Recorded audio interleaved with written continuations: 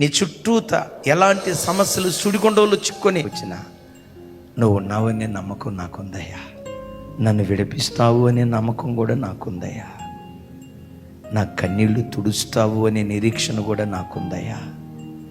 సాయంకాలము ఏడ్పు వచ్చి రాత్రి అంతా ఉండిన ఉదయమున సంతోషం కలుగుతుందనే నిరీక్షణ నాకుందయ్యా.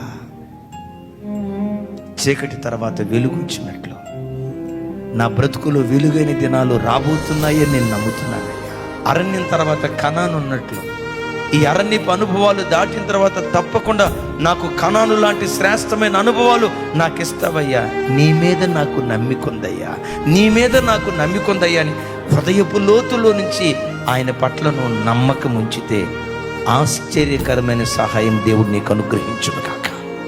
దేవుని యందు విశ్వాసం ఉంచేవాడు కూడా కలవరపడడు, నిండు కొండలాగా నిబ్బరంగా ఉంటాడు.